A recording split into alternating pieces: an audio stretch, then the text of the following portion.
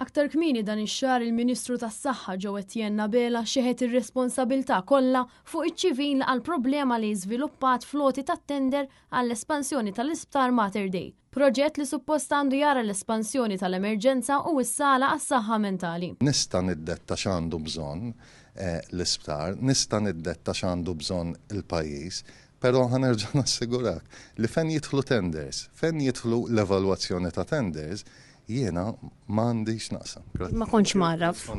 Il-proċess tat-tender tmexxa mid-Dipartiment tal-Kuntratti li jaqa' taħt il-Ministru tal-Finanzi Clyde Caruana. Iżda meta mistoqsi x'dar eżatt fis-sistema tat-tenders il-Ministru Clyde Caruana wieġeb li n-nies responsabbli min-naħa tal-IT daħlu fil-każ u li hu m'għandux jaqsam. Dipartiment tal-Kuntratti jaqa' taħt il-Ministeru tiegħek u xekk.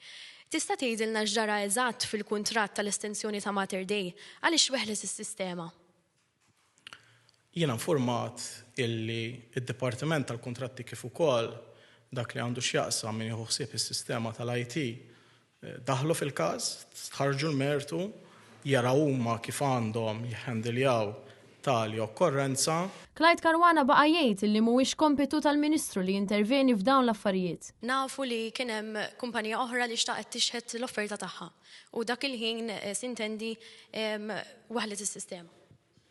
Jien informat li id-Dipartiment flimkien ma' entitajiet oħra tal-Gvern starġu l-affari, stalihom li jitkellmu mal-bidher li ieħor, stalihom ukoll li jindikaw x'l-aħjar perkors ikun. U meta mistoqsi minn Net News għaliex it-tender li jintefa' kien id-doppju tal-istima preżentata mill-Gvern huwa kompla jiddefendi dan il-proċess. It-tender tal-espansjoni tal-emerġenza u l-wards tas-saħħa mentali għalaq ftit tal-jimilu, bl-unika offerta li tidħol tkun dik ta' 140 miljun euro, ċoe id-doppju tal-istima oriġinali tal-Gvern.